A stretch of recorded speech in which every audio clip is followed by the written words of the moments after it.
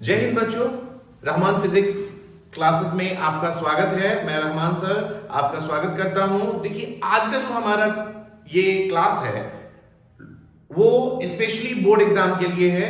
Board exam का बहुत ही important question board exam में आपके पूछा जाता है बिहार बोर्ड में, कि क्वेश्चन है हाइगेंस के द्वितीयक तरंगिका सिद्धांत को लिखे और इसकी सहायता से प्रावर्तन या अपवर्तन के नियम को प्रमाणित करना है आपको। ठीक है बच्चों, ठीक है। तो प्रावर्तन या अपवर्तन के नियम को हमको क्या करना है? प्रमाणित करना है, बताना है कि क्या होता है, सिद्ध करना है। ठीक है। तो देखिए, सबसे पहले हाइगेंस का द्वितीयक तरंगिका सिद्धांत है क्या? तो बच्चों देखो, यहां पे हाइगेंस का द्वितीयक तरंगिका सिद्धांत एक्चुअल में एक ज्यामितीय विधि है जिसके द्वारा किसी तरंगाग्र के सापेक्ष नया तरंगाग्र हम लोग फाइंड आउट करते हैं। ठीक है, यानी कोई प्राइमरी वेव फ्रंट है, उसके रिस्पेक्ट में हम एक सेकेंडरी वेव फ्रंट को फाइंड आउट करते हैं। देखिए, तो इसमें क्या होता है, तो यहां पे इसके अनुसार किसी तरंगाग्र का प्रत्येक बिंदु, देखो एक तरंगाग्र है, इसका हर एक पॉइंट जो आप देख रहे हैं, ये पॉइंट, हर एक पॉइंट ये एक सोर्स बन जाता है, स्रोत बन जाता है, जिसको हम लोग द्वितीयक तरंगिका का स्रोत कहते हैं। जिसको क्या कहते हैं? द्वितीयक तरंगिका का स्रोत। ठीक है। अब देखिए, इसके बाहरी स्रोत, जब इसको हम लोग द्वितीयक तरंगिका जो उत्पन्न होगी, उस द्वितीयक तरंगिका का जो स्पीड होगा, चाल होगा, वेग होगा, वो किसके बराबर होगा? प्राइमरी वाले के बराबर होगा। और इसके बाहरी सतह को जब हम लोग मिला देंगे तो क्या बनेगा? हमारा सेकेंडरी वेव फ्रंट बन जाएगा या नया वेव फ्रंट बन जाएगा। ठीक है। तो समझ लीजिए क्या है ये। तो यह एक ज्यामितीय विधि होती है जिसके द्वारा किसी तरंगाग्र के सापेक्ष नए तरंगाग्र की स्थिति ज्ञात की जाती है। इसके अनुसार किसी तरंगाग्र का प्रत्येक बिंदु एक स्रोत बन जाता है जिसे द्वितीयक तरंगिका का स्रोत कहा जाता है। इससे उत्पन्न तरंगिकाओं को द्वितीयक तरंगिका कहते हैं। ठीक है। देखिए, यहाँ पे द्वितीयक तरंगिका, ये जो रेड वाला पार्ट है, ये क्या है? द्वितीयक तरंगिका है ना। और इसका वेग जो होगा वो प्राथमिक तरंगिका के वेग के बराबर होगा। अब जब इसके हम बाहरी सतह को मिला देंगे, ये वाला जो आउटर सरफेस आप देख रहे हैं, इस बाहरी सतह को मिलाने पर नए तरंगाग्र की स्थिति आपको प्राप्त होगी, जिसको हम लोग प्रावर्तित या अपवर्तित तरंगाग्र भी कहते हैं। ठीक है। तो ये है हमारा हाइगेंस का द्वितीयक तरंगिका सिद्धांत। ठीक है। समय बचाने के लिए हम लोगों ने इसको पहले से लिखा हुआ है ताकि आपका टाइम बच जाए। ठीक है।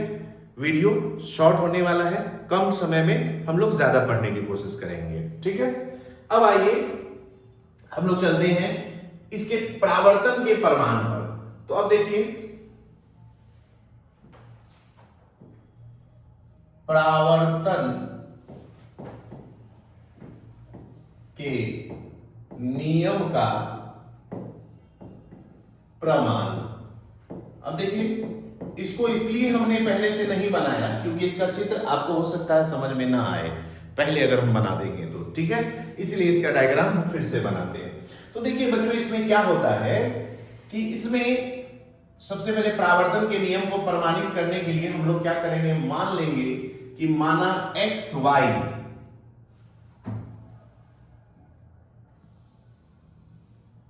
एक समतल प्रावर्तक सतह है। इसका नाम दे दीजिए x और ये हो गया y। तो ये एक्स वाई एक समतल प्रावर्तक सतह है। अब प्रावर्तक सतह करने का मतलब कि लाइट अगर आएगा तो वो आर पार नहीं जाएगा। ठीक है। टकरा के वापस लौट जाएगा, तो प्रावर्तक सतह है। अब मान लो इस प्रावर्तक सतह के बिंदु A पर t बराबर 0 पर एक समतल तरंगाग्र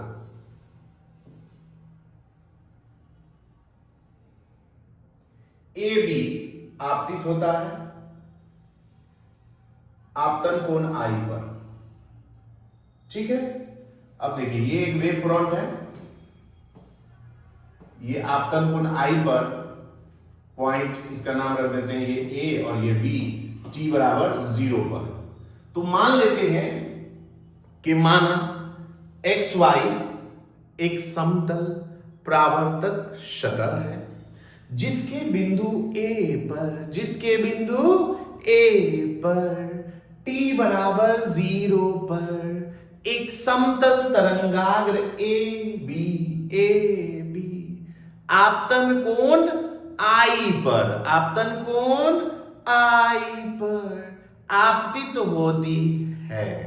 ठीक है, अब सोचो कि t बराबर t पर एक तरंगाग्र, मान लो यहां से अगर ये सतह नहीं होता, इस सतह की अनुपस्थिति में, पहले हम बात करेंगे, तो इसके अनुपस्थिति में B से उत्पन्न द्वितीयक तरंगिका अगर D पे पहुंचेगा तो A से उत्पन्न द्वितीयक तरंगिका जो होगा वो भी E पर पहुंचेगी। ठीक है, E पे पहुंचेगी। सोचो अगर ये सतह नहीं होता तो क्या होता, ये सतह नहीं होता तो क्या होता। अभी फिलहाल सतह है तो टकरा के लौट जाएगा, लेकिन हम मान लेते हैं कि यदि ये XY सतह नहीं हो तो सोचो इससे जब तरंगिका उत्पन्न होगा तो इससे भी उत्पन्न होगा, लेकिन ये सतह रंगा हुआ है इसलिए हम रियल नहीं देखेंगे, क्योंकि रंगा हुआ है तो हर पर तो नहीं जाएगा, यहां से यहां तो आएगा लेकिन यहां से यहां नहीं जाएगा।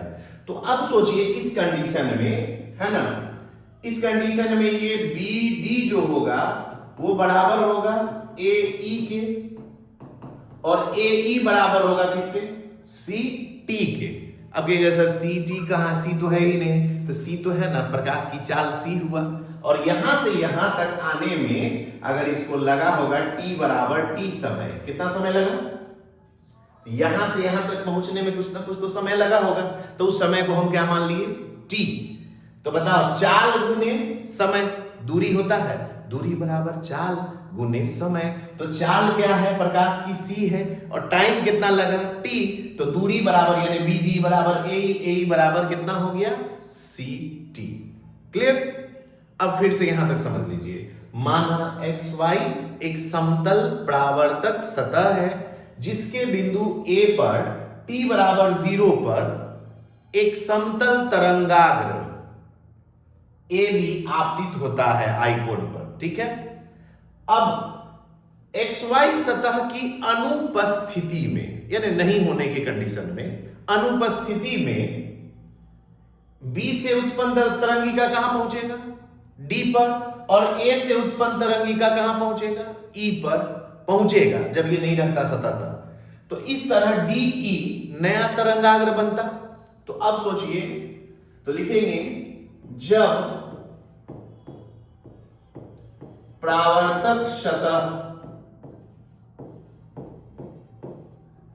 XY है ना, परावर्तक सतह XY क्या हो, अनुपस्थित हो, तो क्या होगा इस कंडीशन में, तो इस कंडीशन में ये जो BD है वो बराबर होगा AE के, और AE बराबर होगा CT के। समीकरण कितना मान लेंगे, 1। अब कंडीशन क्या है भैया, ये सतह है, अब ये माने थे कि अनुपस्थित है, लेकिन रियल में ये अनुपस्थित नहीं है, है ना, ये उपस्थित है।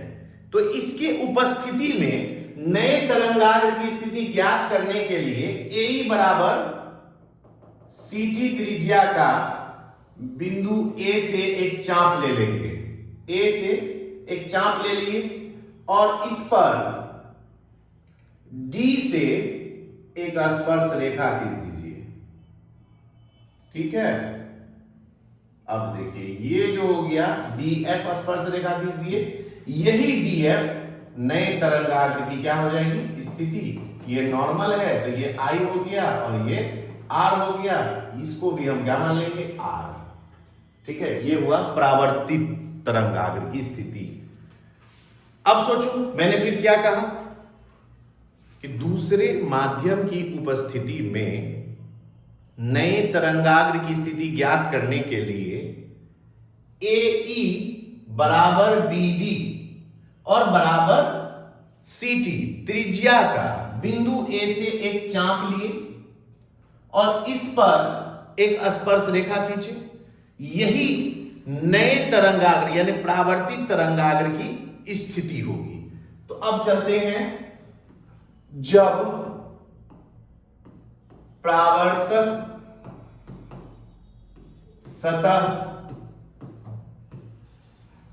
एक्स वाई क्या हो, उपस्थित ना, अभी बात कर रहे थे अनुपस्थित की,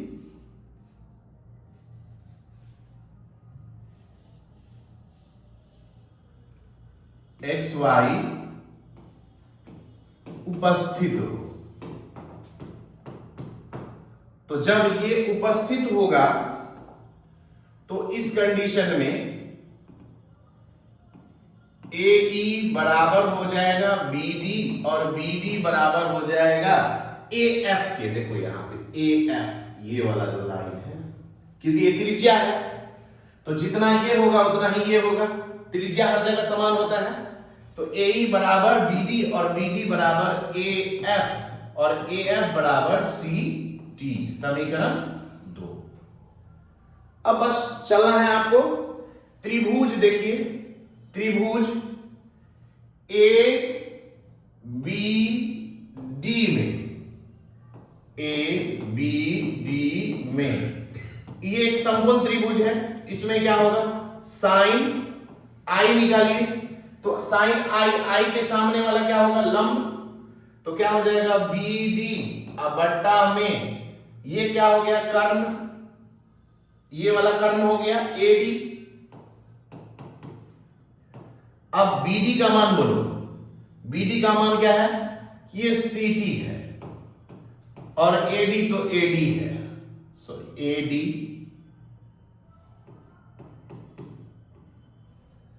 ठीक है, अब यहां देखिए इसको हम मान लेते हैं इक्वेशन 3। अब त्रिभुज AFD में A यहां देख रहे हैं FD, इस त्रिभुज में देखिए इसमें R है, R के सामने वाला क्या होगा, तो साइन R ले लीजिए। साइन R बराबर क्या होगा, तो साइन R बराबर क्या हो जाएगा, बोलिए, R के सामने AF बाय AD, AF भी CT है और AD तो AD है, समीकरण 4। अब बताओ 3 और 4 में क्या कॉमन है, दोनों में RHS बराबर है।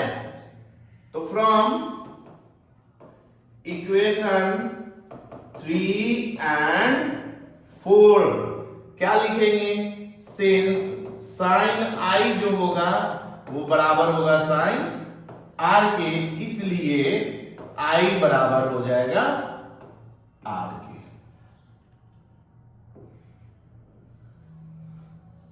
यही तो परावर्तन का नियम है कि आपतन कोण परावर्तन कोण के बराबर होता है, ठीक है।